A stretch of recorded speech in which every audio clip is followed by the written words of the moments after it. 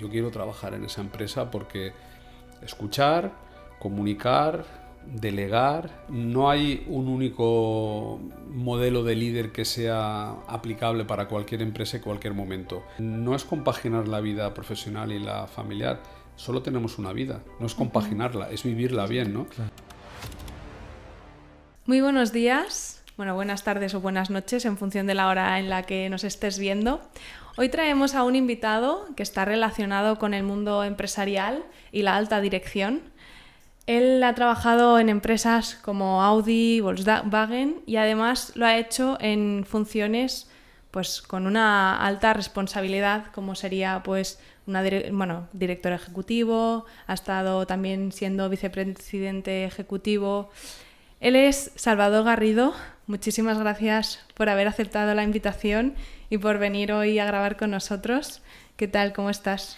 Muy bien, gracias a vosotros por haberme tenido en cuenta y poder compartir estos momentos con vosotros. Qué bien.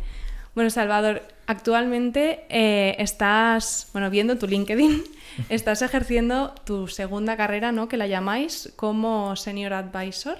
Cuéntanos un poco qué es eso, a qué te dedicas actualmente. Sí, es que LinkedIn no nos ha dicho bien la información. No, bueno, realmente después de 35 años de profesión dentro de los recursos humanos, estoy desde hace un par de meses fuera del mundo empresarial, mirando diferentes proyectos. Como os comentaba antes en la previa, el año pasado ya preveyendo pues eso, esa segunda carrera que a partir cuando empezamos a cumplir años, que nos da la manía esto por cumplir años, pues llega un momento que tienes que plantearte qué vas a hacer en un futuro, ¿no? Cuando te desvinculas, estás lejos de una primera línea ejecutiva en el mundo de la empresa. Y el año pasado pues eso, estuve haciendo un curso para acreditación de consejos de administración y buen gobierno, y dentro de ello también uno de los apartados pues tiene la visión de cómo poder aportar todo el conocimiento que has ido adquiriendo a lo largo de los años, pues también devolverlo a la sociedad y poder estar en empresas. Entonces, actualmente estoy mirando diversos proyectos, también estoy pendiente de un proyecto donde me incorporaría quizás en un rol más ejecutivo, pero mientras tanto estoy sondeando diferentes temas y pudiendo pues asesorar a algunas pequeñas empresas que se acercan. Bueno, porque entiendo que esta figura soléis ir a estas figuras, gente que tenéis largo recorrido, ¿no? Cuéntanos un poco por qué facetas has pasado a lo largo de tu vida. Es muy larga es muy experiencia. larga experiencia.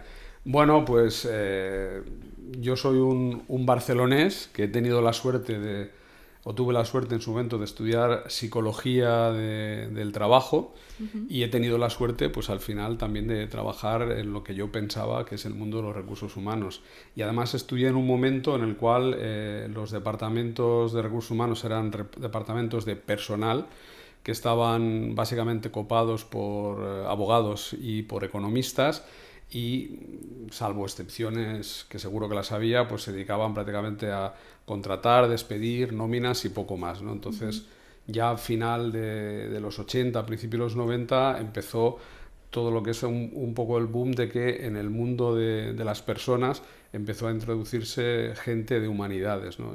Yo me incorporé pues, al grupo Volkswagen en SEAT pues a final de los 80, de hecho en el 89, y entré como posgraduado, como trainee, con el ansia pues de aprender mucho, de ver cómo funcionaba eso, una gran empresa. No tenía relación ninguna con gente que trabajase en ese entorno, y aparte la automoción pues siempre es un tema como muy llamativo, ¿no? Porque siempre me han gustado los coches, y poder estar en una empresa que fabrica esos vehículos pues era un plus, ¿no? Entonces, bueno, pues ahí empecé de alguna forma como posgraduado, como trainee, a aprender en el mundo de recursos humanos. Tuve la suerte de que la primera parte para la que fui seleccionado fue para formar directivos, con lo cual primero me formé yo en técnicas de dirección, en técnicas de organización, de trabajo en equipo, etcétera, etcétera, con lo cual eso ya te da un barniz que era para luego poder entrenar a futuros directivos, ¿no? Y de esa forma es como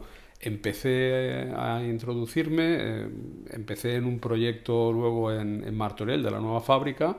Allí me quedé, y ya pues relativamente joven me hice cargo de un pequeño grupo de personas que reportábamos a la oficina de dirección, y nuestro cometido principal dentro del área de producción, pero con funciones muy de recursos humanos, pues era todo lo que era la selección, formación y entrenamiento de las personas de la fábrica, ¿no? Inicialmente fue una fase muy buena porque era, pues bueno, era un greenfield donde, a pesar de que había una antigua fábrica donde había componentes, era todo montar la nueva fábrica de lo que es hoy, con lo cual teníamos tiempo para contratar gente, era una nueva filosofía, la filosofía japonesa de Kaizen, mejora continua, Lean Manufacturing, todo eso. Entonces fue una época muy, muy buena para poder compaginar los temas de personas, de recursos humanos, con lo que es lo que da el pan en una fábrica de automoción, que es la fabricación de vehículos, el trabajar en la eficiencia, en cómo hacer los vehículos de una forma, yo diría, incluso más sensata, ¿no? Cómo optimizar el tiempo, cómo optimizar los espacios y cómo hacer también la vida más fácil a los trabajadores, ¿no? Para ver cómo se pueden acercar más los materiales, que no tengan que sobrellevar pesos excesivos, etcétera. Entonces, empecé en esa fase muy en contacto, muy, muy ligado directamente a lo que es el mundo de la producción, y luego pues tuve la suerte de ir desarrollándome en tema internacional, ¿no? También una faceta que luego seguí es responsabilizarme de todo lo que era la internacionalización de la gente, de SEAT hacia otros países o de otros países hacia SEAT, ¿no? Con lo cual pues empiezas a entrar más en relación pues con personas en aquel caso pues el grupo Volkswagen, pues que venían mayoritariamente de Alemania, pero podían venir también de cualquiera de las ubicaciones, ¿no? Y seguí desarrollándome, y luego pues eso mismo lo amplié llevando el control de todo lo que era el personal directivo, el desarrollo de las personas, con lo cual fui un poco teniendo un crecimiento no solo vertical sino horizontal, aprendiendo otras áreas de lo que son la gestión que ahora de personas y valores, de recursos humanos. Y luego pues tuve una oportunidad de hacer un salto internacional. También estuve trabajando en Portugal, y fue de alguna forma cuando dije, oye, pues esto está bien, ¿no? El conocer pues otras culturas, aunque la portuguesa es bastante similar a la nuestra, y el idioma tampoco es muy diferente, pero sí que cuesta al principio aprenderlo.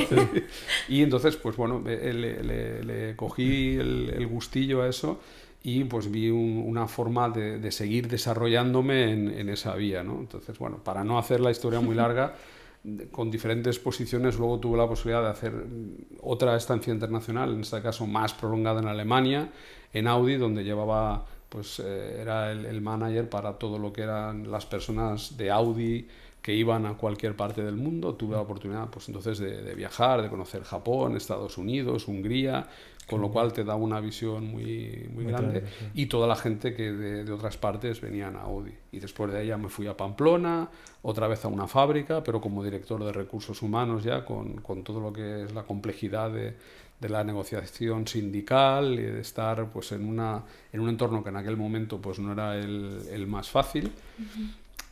Luego pasé una época en Barcelona, en la comercial, y la última fase mía dentro del grupo pues fue en México, como comentabas antes, una posición de vicepresidencia dentro del comité ejecutivo de allí, con lo cual eso sí que era otra, si bien el idioma sí que es el mismo, pero otra cultura pues relativamente similar, pero con diferencias que hay que tener en cuenta, ¿no?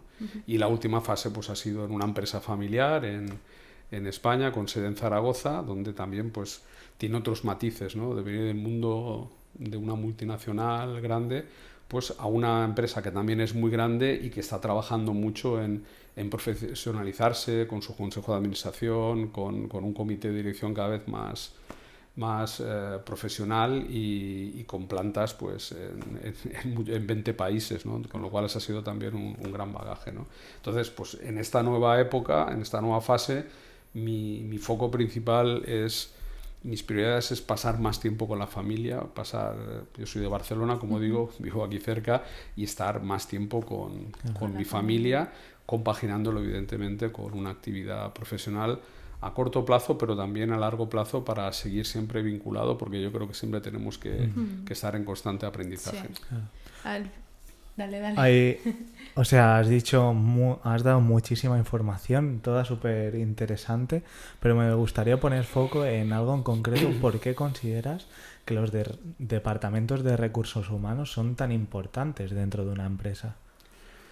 Bueno, importantes son todos. O sea, al final, una empresa sin una buena gestión financiera, sin una buena gestión comercial, sin una buena gestión de gobernanza, de compliance, no funcionaría, pero en el fondo lo que sí que está claro es que lo que hace la diferencia entre un tipo de empresa y otra son las personas. O sea, cualquier empresa que tú fundes, en función de las personas que formen parte de ella, la empresa será diferente. Podrá ser mejor, podrá ser peor, pero es diferente. Porque las personas que forman esa empresa tienen su propia cultura. O mejor dicho, la empresa tiene una cultura, con lo cual pues parte de la función de los recursos humanos es realmente que las personas que trabajan en esa empresa encajen con la cultura, que vivan esa cultura y que realmente estén satisfechos de lo que están haciendo, ¿no? Yo creo que los recursos humanos, lejos de solo es el tema de la selección o de temas disciplinarios, temas de nóminas, todas estas cosas que son, bueno, hay que hacerlo, lo importante es lo otro, es decir, cómo capto talento, cómo hago que mi empresa sea vista por los demás como una empresa atractiva donde quiera trabajar.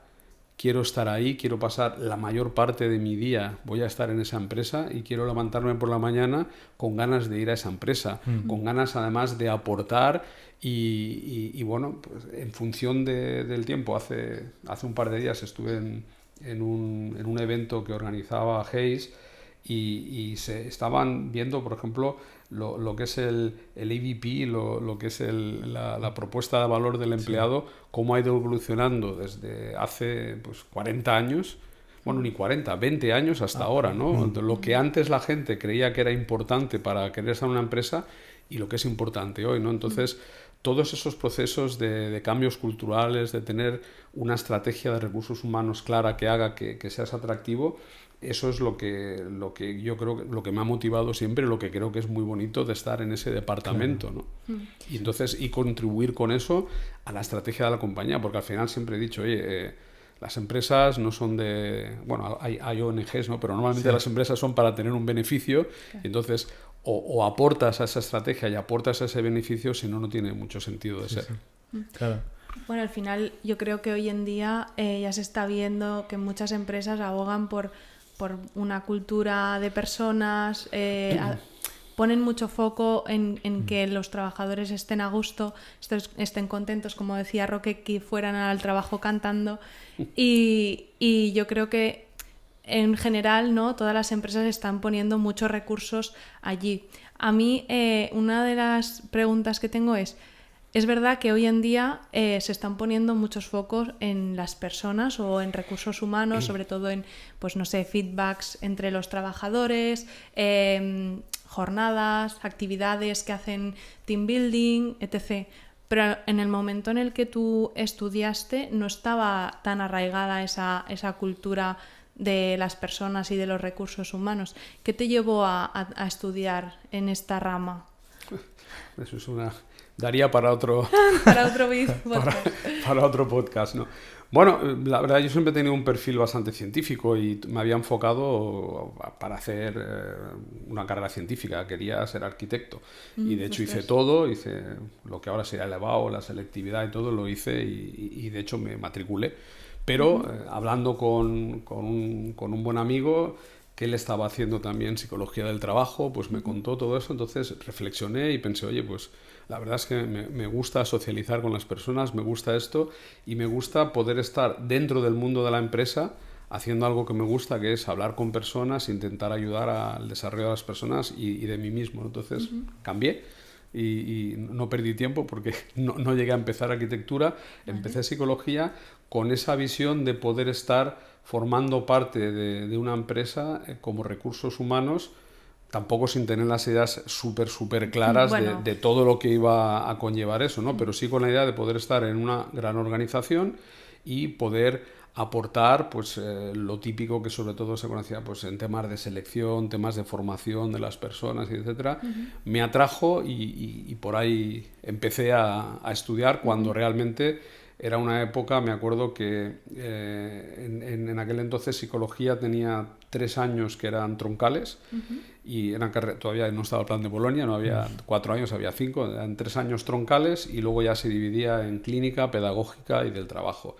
Y mientras otros años, cuando llegó ya cuarto y quinto, la carrera tenía muy poca gente que hacía la especialidad del trabajo, justo el año que llegué yo, pues parece que hubo un boom de mucha gente que tuvo esa misma idea y había muchísimas personas, ¿no? Y me acuerdo que había el director de recursos humanos de Nissan, era quien nos daba parte de una especialidad de psicología del trabajo, y entonces pues él nos explicaba pues cómo se aplicaba el tema de la psicología y de la psicología del trabajo dentro del mundo de la automoción y cómo hacían los entrenamientos de gente pues que se iban a otro país a montar una fábrica, etcétera, etcétera, ¿no? Y la verdad es que dices, ostras, pues parece como súper atractivo, ¿no? Cómo formas a la gente para que cuando llegan a un sitio ya sepan qué tienen que hacer, no empiezan de cero y tienen sus procedimientos y tal. Y eso, pues la verdad es que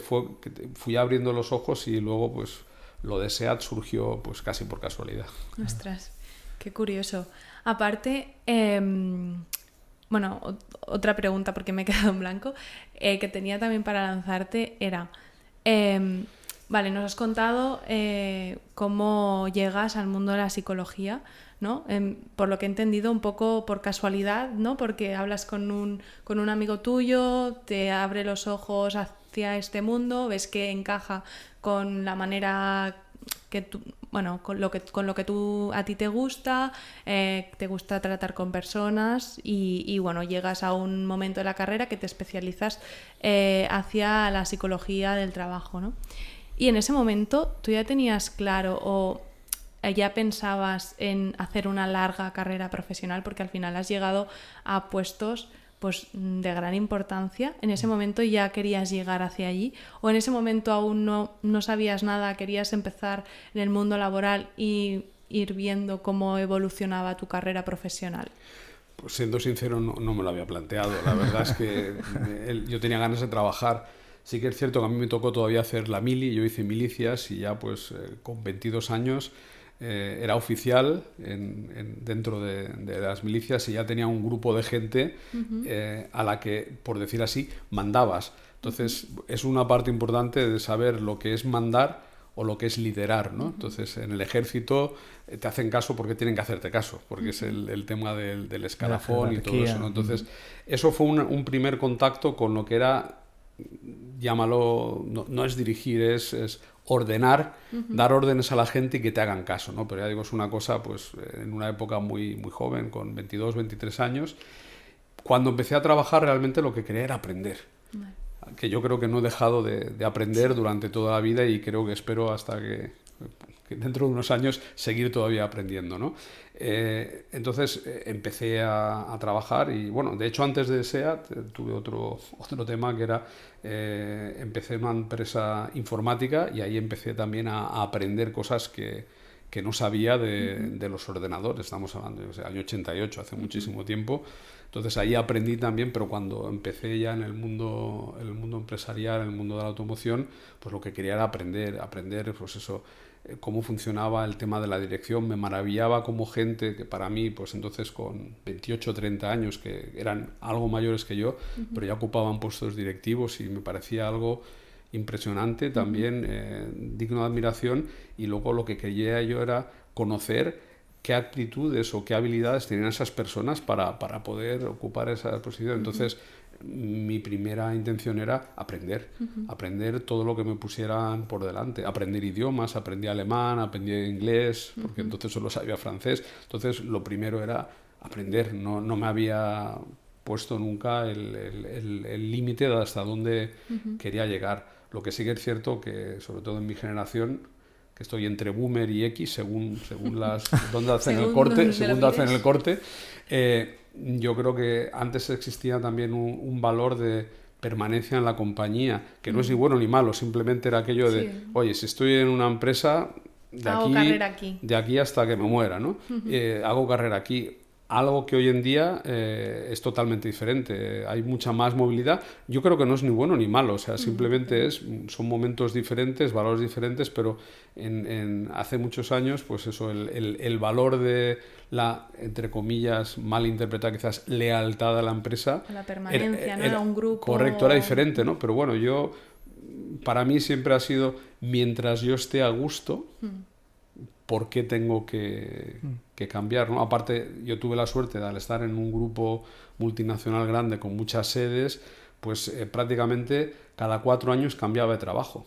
No cambiaba de empresa. Bueno, de empresa sí, pero quiero decir, era del mismo grupo, pero cambiaba de función, cambiaba de proyecto, cambiaba de ubicación. He tenido la suerte de trabajar en 2 continentes diferentes, en 5 países, en 8 sedes diferentes, trabajar para diferentes marcas, con lo cual para mí era casi como cambiar, ¿no? Pero al final era un sitio conocido y ibas creando también tu networking, que en una empresa multinacional es importante tener un networking que te ayude, aparte de hacer tu trabajo bien, pues a moverte un poco en la organización, ¿no? Entonces, ya digo, inicialmente yo no me había planteado nada. Luego vino un poco más tarde cuando una persona alemana, en mi primer viaje que hice a México, en aquel entonces, pues no sé, año 93 o algo así, empezó a decirme, pero tú, ¿a qué quieres llegar? Si quieres llegar a jefe de departamento, de formación, está tal persona que todavía le quedan no sé cuántos años y luego vendrá... Tú empiezas a pensarlo, ¿no? Entonces, a partir de entonces fue cuando dije...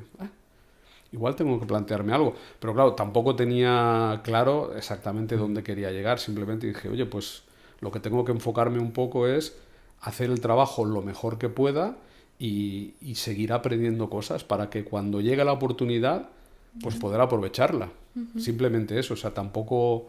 Nunca me ha gustado el hacer juegos políticos para apartar a compañeros y ponerme yo, sino simplemente, bueno, quizás... Hay personas que opinan diferente. Yo creo que lo suyo es intentar hacer las cosas lo mejor posible y seguro que en algún momento tienes una oportunidad y en ese momento tienes que estar preparado, ¿no? Claro.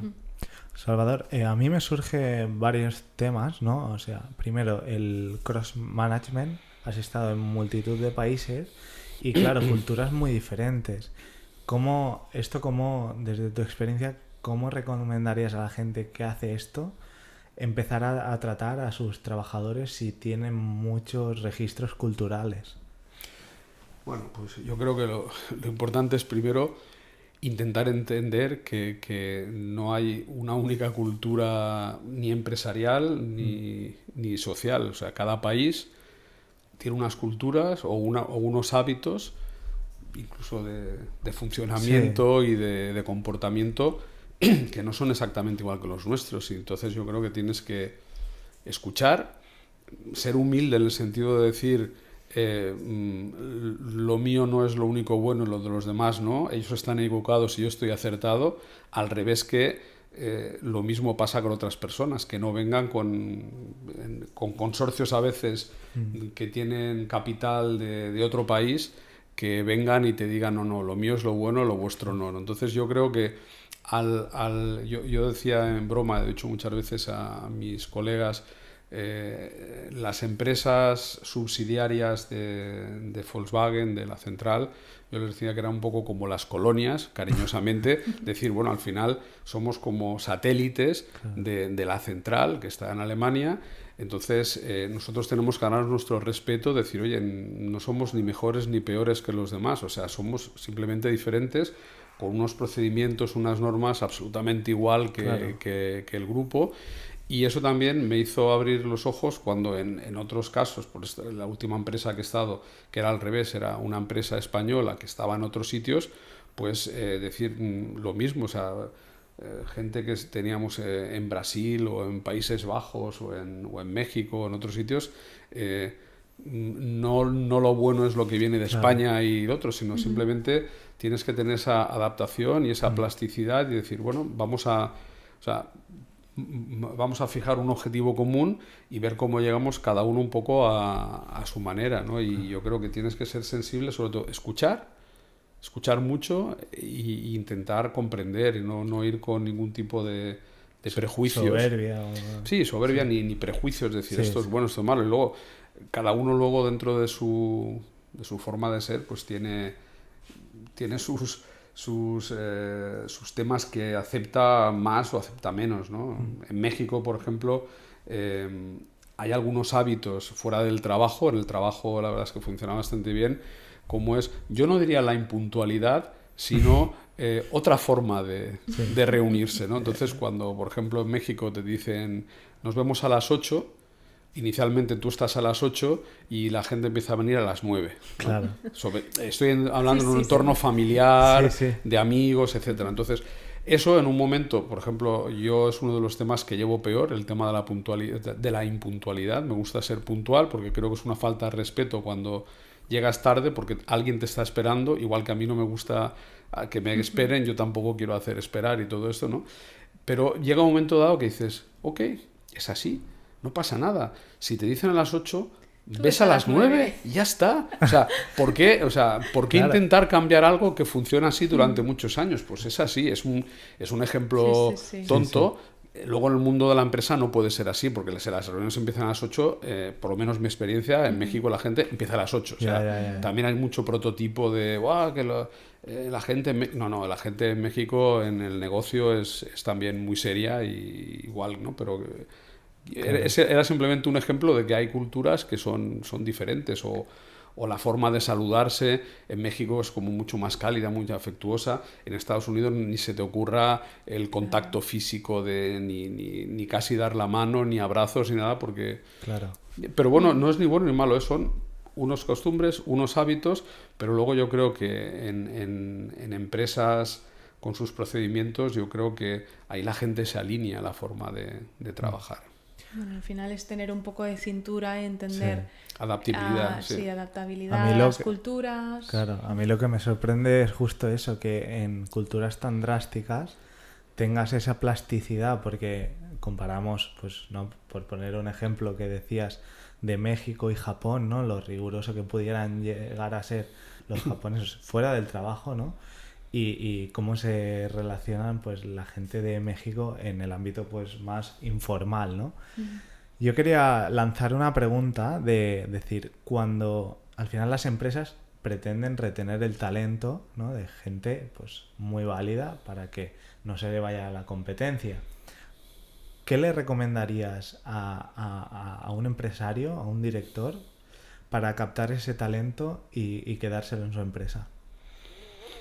Bueno, hay una frase muy barata Que sirve. No, que sirve, pero que a veces es muy cierto. Es, la gente normalmente va a una empresa porque le atrae la empresa y se va por el jefe o la jefa que tiene, ¿no? Entonces, yo creo que para captar talento, yo creo que lo que tienes que es que tu empresa tiene que tener visibilidad, tiene que tener un proyecto que atraiga a la gente, o ahora se va mucho, un propósito que atraiga a la gente y diga, yo quiero trabajar en esa empresa porque el propósito, sea el que sea, porque es una empresa sostenible, porque ayuda a no sé qué, me atrae, o es una marca conocida, o es un sector que me gusta. O sea, decir, aquí tienes tu sitio, adaptar luego lo que decíamos antes, la propuesta de valor al empleado a los momentos actuales. Lo que decíamos antes, ya digo, veía hace un par de días, antes era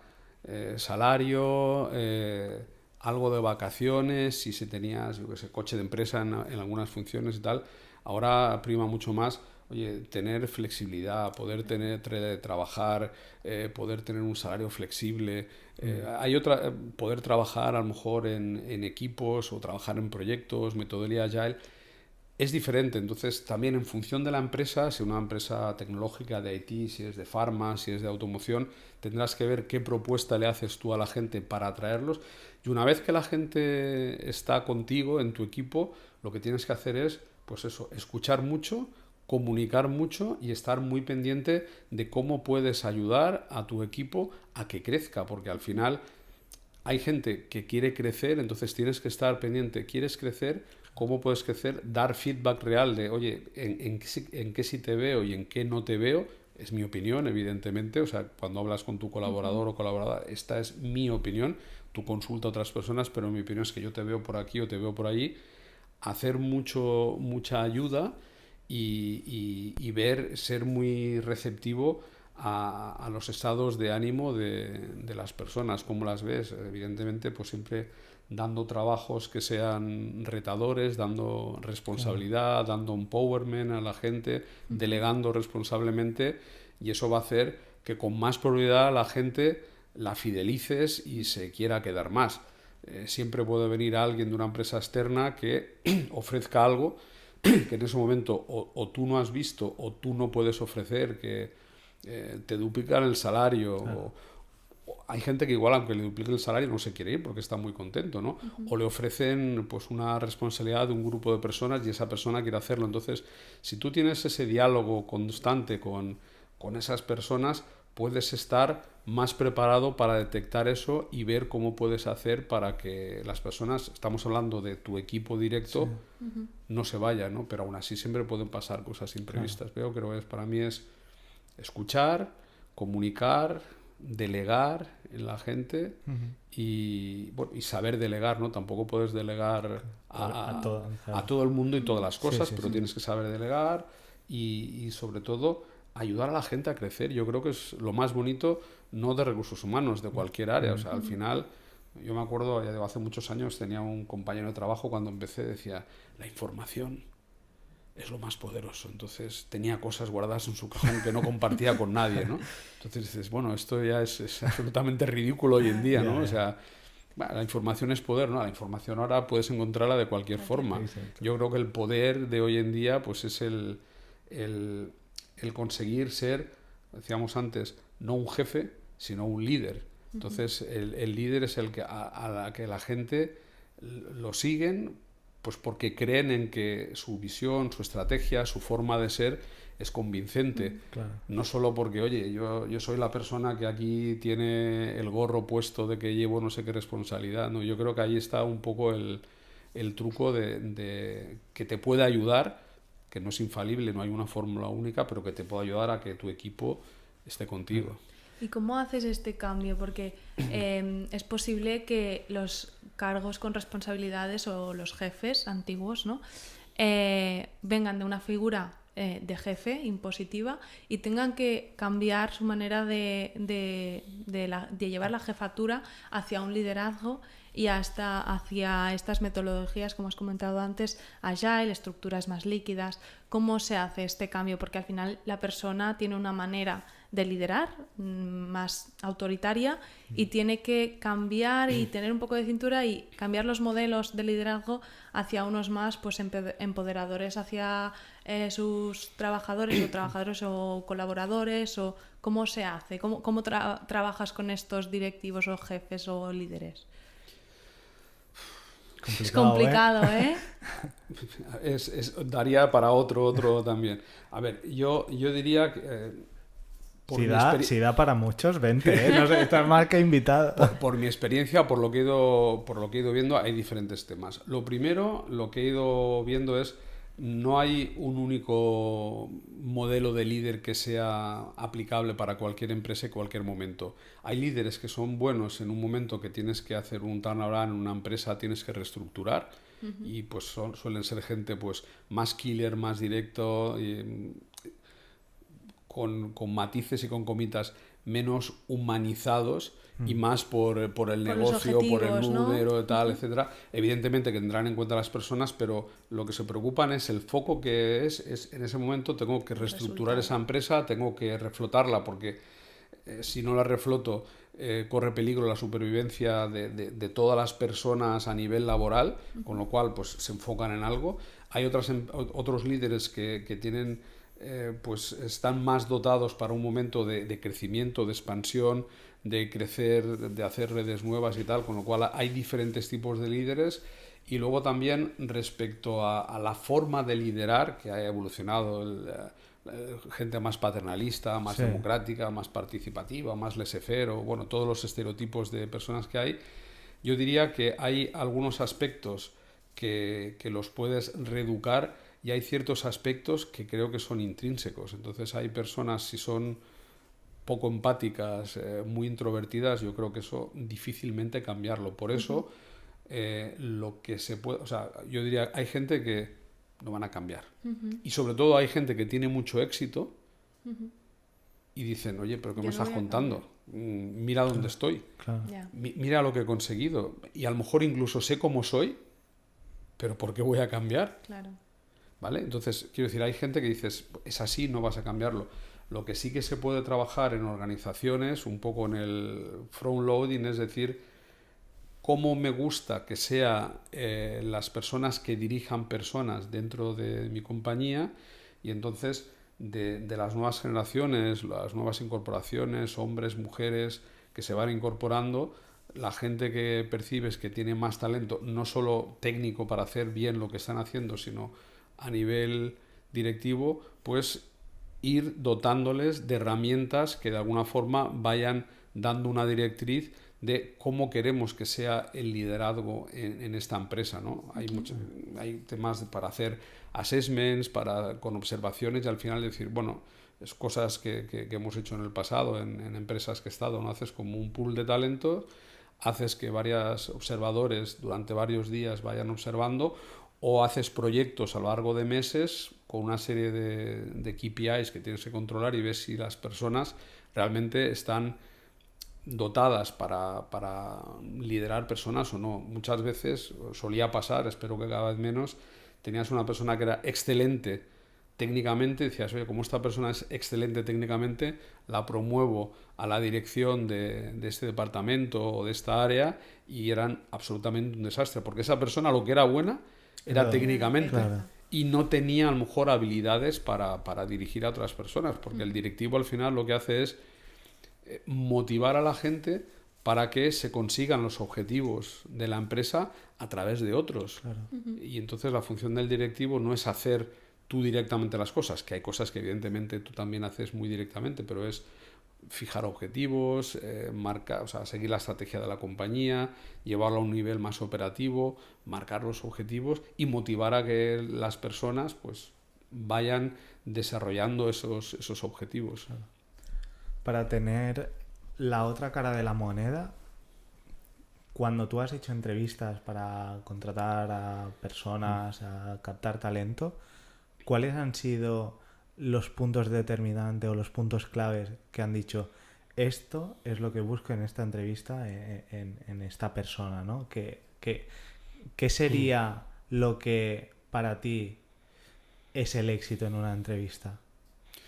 No es mi especialidad, no ha sido mi especialidad. Evidentemente he hecho muchas entrevistas, sobre todo en diferentes funciones para funciones altas. Depende de lo que estés buscando. Claro. O sea, si estás buscando un buen directivo para, yo qué sé, un área de IT, pues entonces buscas en la entrevista una persona que dé claras explicaciones de cómo montaría una estrategia de IT para tu compañía, ver exactamente qué es lo que ha hecho anteriormente, cómo se plantearía, plantearle ciertos retos donde veas cómo se desenvuelve, etcétera, etcétera, ¿no? Si es gente más junior, pues ver cómo ha sido su carrera, cómo plantea.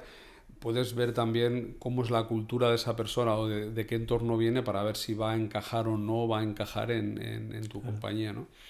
Hay muchas técnicas, digo, no soy el súper especialista en selección, pero para mí hay una cosa que es lo primero que te aconsejan en psicología, es no te fíes de tu instinto ni de tu primera impresión.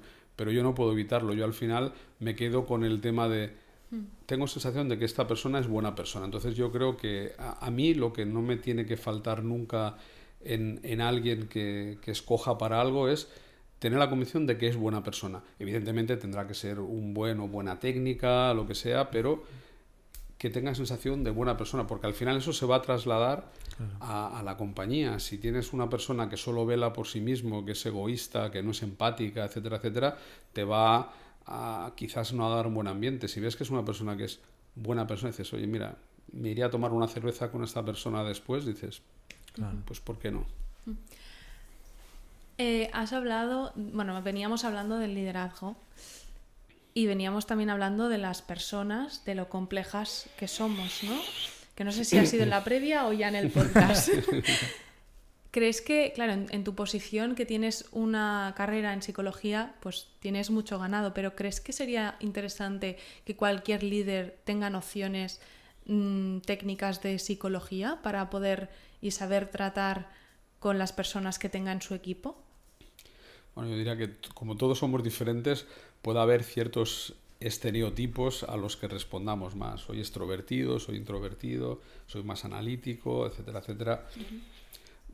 Una pincelada de psicología seguro que no va mal, pero hoy en día hay muchos libros, muchos trainees, muchos podcasts, muchos TED Talks, donde hay de estos temas que cualquier persona que esté motivado por liderar equipos, evidentemente que se puede formar. Yo creo que al final la experiencia te va dando esos matices, ¿no? De ver cómo entender o intentar entender a las personas de tu equipo, ¿no? Pero yo creo que es un ejercicio que merece mucho la pena, porque al final yo a mis equipos siempre les he dicho, es donde más pasamos, o sea, donde más tiempo pasamos. O sea, si tú descuentas, o sea, de 24 horas que tiene el día, cuenta mínimo la gente que tiene la fortuna de trabajar solo 8 horas. Media jornada. Que trabajas 8 horas, 10 horas, 12 horas, más el desplazamiento, más esto, lo otro, tal. O sea, realmente el tiempo que tienes para poder luego hacer algo que te llene a ti también, aparte, para practicar tus hobbies, para estar con tu pareja, con tu familia, con tus amigos y tal, es mínima. Entonces, que merezca la pena, ¿no? Claro. Que ese tiempo que estás con tus compañeros y compañeras, que haya, pues, por decir, buen rollo. Buen clima. Que haya un buen clima laboral, porque si no es muy complicado. Ya digo, es muy difícil porque en un bloque de pisos los vecinos, pues ya cada uno tiene su opinión, en el trabajo también. Entonces es complicado, pero yo creo que merecería mucho la pena pues que la gente invirtiese cierto tiempo entendiendo que hay ciertos rasgos de la personalidad que pueden hacer que las personas sean de una u otra forma, intentar sobre todo pues tener esas dotes de paciencia, de tranquilidad y de poder quizás asesorar para que la gente tenga una mejor vida dentro de la compañía. Claro. Has sacado el tema de cómo compaginas el poco tiempo que te queda adicional a tu jornada laboral, cómo lo compaginas con la familia, con los hobbies. ¿Cómo lo has compaginado tú? Mal. Bueno, es un tema complicado. Yo creo que también va un poco por fases y que también, como digo, va cambiando, ¿no? Yo he sido bastante workaholic, sobre todo cuando empecé a trabajar durante muchos años. Entonces era prioridad 1 era trabajo, la 2 y la 3 también trabajo. Entonces pues intentabas pasarlo bien los ratos libres que tenías a lo mejor el fin de semana y todo eso, y durante la semana poca cosa porque casi no tenías tiempo de disfrutar cuando ya llegabas a casa, ¿no? Y eso lo he tenido durante mucho tiempo, ¿no? Que creo que no es bueno. Yo creo que lo sano sería pues tener ratos, cada uno que se planifique como quiera, o antes de empezar la jornada o después de empezar la jornada, para ti mismo, ya independientemente de tu vida familiar, para ti, o para leer, o para hacer ejercicio, o para lo que sea, pero para ti. Y evidentemente luego, pues si tienes pareja, si tienes familia, si tienes hijos, pues evidentemente tienes que gastar tiempo y luego intentar sobre todo desconectar, ¿no? Intentar que sean, aunque sean vacaciones, lo que te permita tu budget y tu tiempo, pero desconectar del trabajo, que es un tema sano. Y como decía, a veces va por etapas, cuando también al inicio igual de tu carrera tienes que invertir mucho tiempo porque tienes que aprender mucho, tienes que meterte en muchos temas, y luego llega una época en la que quizás me está pasando, mi prioridad sigue siendo el trabajo, es muy importante, pero ahora mi prioridad número 1 es la familia. Entonces veo cómo se me pasa la vida, se me pasa el tiempo, y lo que no disfruto de mi familia ya no lo voy a disfrutar. Entonces eso es muy importante y hay que intentar ver cómo hacer para compaginar, ¿no? Y me acuerdo esa pregunta que dices hace muchos años en una mesa redonda que tuvimos hace tiempo con compañeros de aquí.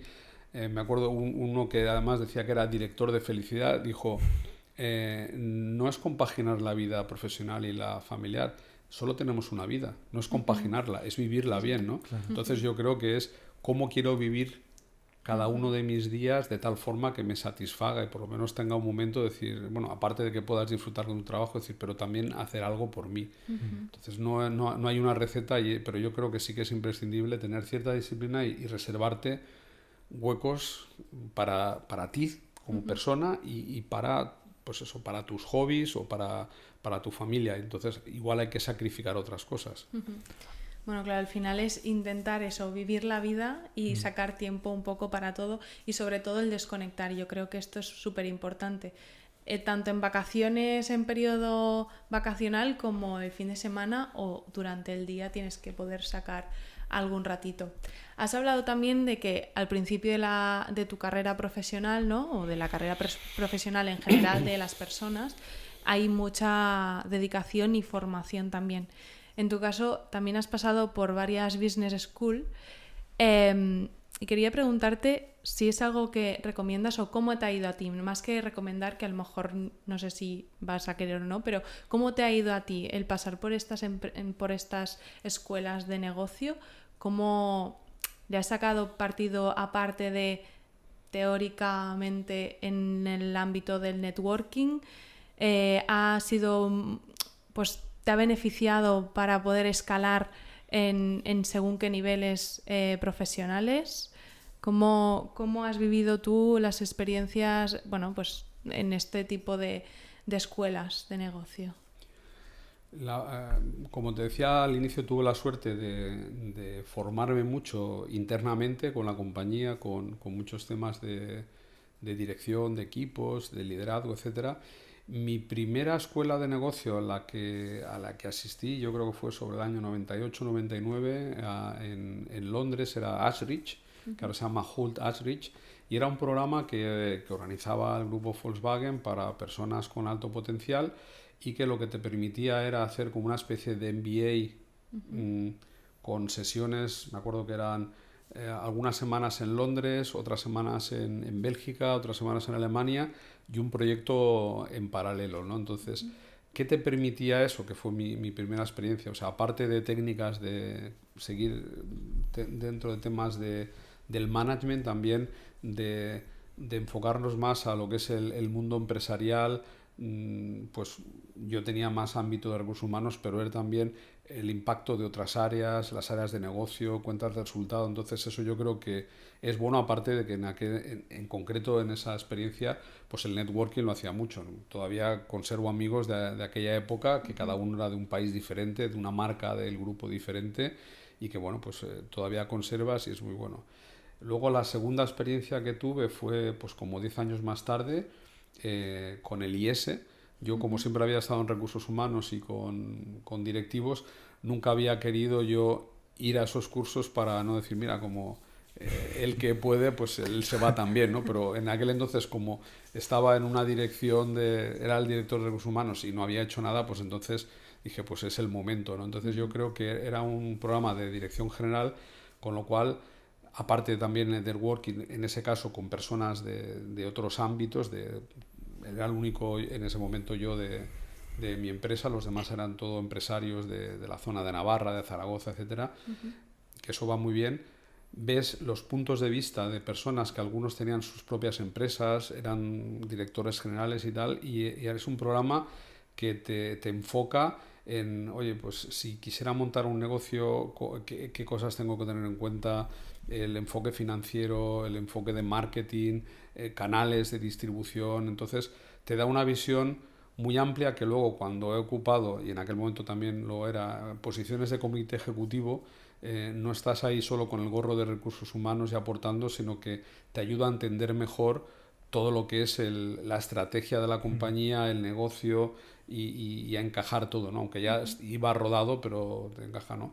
Y por ejemplo este último que he hecho de consejos de administración, pues también es como una inversión en el futuro donde también conoces otro grupo de personas y entiendes mejor responsabilidad. Entonces yo creo que o sea, la relación directa de que yo crea, como he hecho esto, he conseguido tal posición, igual no, pero sí que es cierto que a nivel personal quizás me ha ayudado a prepararme para que luego, cuando se han presentado ciertas oportunidades, haya podido aprovecharlo. Aparte que luego que quedan muy bien los currículums, que has hecho no sé cuántas cosas, pero yo creo que es todos estos cursos y todos estos programas es cómo los utilizas tú.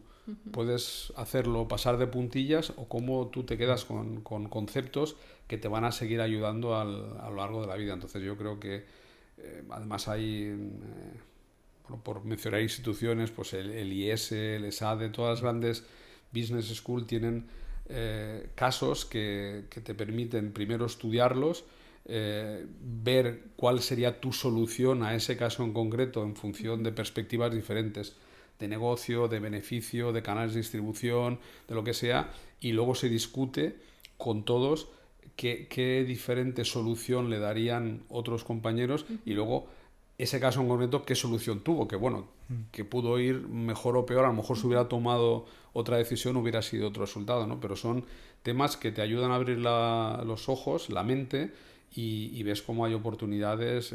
Me acuerdo en muchos casos como el tema Benihana, el tema de, no sé, hay mucho, bueno, hay muchos casos de estudio que dices, ¿cómo puede ser que esta persona pues, se le haya ocurrido esto y funcione? Pero ¿qué ha tenido que tener en cuenta para que esto funcione así? Todos los elementos que ha tenido que mover para que funcione así, ¿no? Y sobre todo que tengan un propósito a veces y seguirlo.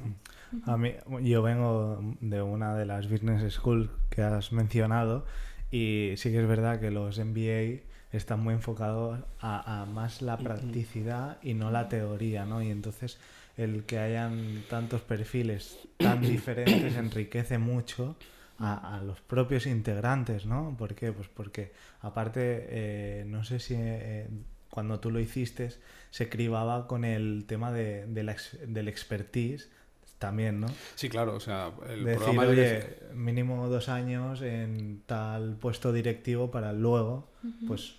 Para poder nutrir a la red. Claro, ¿no? porque eso no es lo mismo un junior que un directivo ya con 5 años de experiencia que viene y empujamos todos mucho más. Sí, bueno, yo creo que debe ser común en todas las business school para el momento de hacer una preselección, pues tiene ciertos requisitos y sobre todo el tipo de programa, pues es un PDD que es de desarrollo, pues es más junior que si es un PDG o es un PADE y todo eso. Entonces, o los que haya en otras instituciones, pues evidentemente hay un cribaje, porque parte importante no viene solo del caso y de toda la teoría que te dan los profesores, que además son profesores muy reputados y con mucha experiencia, sino del resto de compañeros y compañeras que están allí y te explican cómo ellos lo han puesto en práctica o lo están haciendo, o las dificultades que se encuentran, ¿no? Entonces eso es súper enriquecedor, ¿no? De lo que aprendes en las clases. Sí, sí. Yo quería lanzar el tema del networking, que lo hemos apuntado al principio y ahora pues ha salido otra vez. ¿Ha sido importante en tu carrera el networking, Salvador? Sí. Yo creo que el networking es algo súper aconsejable. Yo diría que hay 2 tipos de networking, el interno y el externo. En grandes corporaciones como las que he estado yo, evidentemente el networking interno te ayuda a darte a conocer, ¿no? Entonces, que te conozcan muchas personas y que tú conozcas a muchas personas a la hora de ocupar ciertas posiciones directivas. Evidentemente tienes que hacerlo bien, pero si además te conocen, pues a la hora de pensar en alguien y en estas empresas pues también hay planes de sucesión, que ya hay una cantera y tal, pero si aparte de figurar en eso, pues encima te conocen, pues eso evidentemente que te ayuda. Aparte que es buenísimo para tú poder conseguir tus objetivos del día a día. Oye, tengo tal dificultad, pues ya lo conozco, ¿no? Entonces llamas y... escribes cualquier cosa, entonces eso se facilita muchísimo. Y otro networking que es bueno también es el networking externo, que es el que yo los últimos años he descuidado bastante y creo que no es bueno hacerlo, que es decir, independientemente de tu trabajo, pues seguir manteniendo contacto estrecho con personas de tu círculo, en mi caso, por ejemplo, de recursos humanos, o primero porque asistiendo a diferentes eventos te vas conociendo, eso te puede ayudar incluso a moverte en el mercado laboral si te interesa, pero sobre todo a ver qué tendencias o cómo otras personas solucionan temáticas que tú puedas tener, ¿no? En México me acuerdo de una expresión que era genial, le dicen, no tienes que inventar el hilo negro, ya está inventado. Entonces a veces tenemos un problema o un challenge en nuestro día a día y dices, ostras, voy a empezar a ver. Entonces yo siempre he dicho, benchmarking, o sea, ¿cómo lo hacen otros? O sea, seguro que hay otras personas que han tenido este mismo reto en otra ocasión. ¿Cómo lo han solucionado ellos? Y ver si eso a ti te funciona o no. Puedes preguntarle a 3, 4 personas y ver si alguno de esas se adecúa a lo que tú puedes hacer, a la problemática que tienes, al budget que tengas o algo así, ¿no? Entonces yo creo que el mantener esa participación de vez en cuando en foros, congresos, asociaciones, va bien, ya digo, por las dos cosas. Ese networking donde a quién podrá acudir, colegas que te pueden decir, oye, cómo yo he hecho, o tú también darles feedback de cómo estás haciendo las cosas, es súper útil. Y luego también para que te conozcan en esos entornos, ¿no? Y que en un momento que tú estés en una transición profesional o que quieras cambiar de posición, o igual no, pero que puedas estar ahí en el mercado o no, o simplemente pues para eso, sobre todo para intercambiar experiencias, que es súper útil, ¿no? Y yo ya digo, en función de la empresa yo recomiendo las dos. La interna, para moverte, es imprescindible para solucionar temas, desatascar temas y para poder hacer cierta progresión a base de simplemente el conocimiento, no por enchufismo ni nada, sino simplemente por conocer personas y que te conozcan y ampliar tu foco. Y luego el externo, pues por lo que digo, para estar siempre al corriente de nuevas tendencias, porque la evolución en todas las áreas es brutal, y en el mundo de las personas pues ha cambiado mucho, como he dicho, del tema del propósito de valor de las personas, de las técnicas de trabajo, las técnicas agile, los temas de organización, teletrabajo. Hay muchas cosas que están cambiando a una velocidad impresionante, y verlo en foros, que alguien, en mesas redondas, que te explique a alguien cómo lo van haciendo y poder cotejar qué es útil para mí y qué no es útil para mí.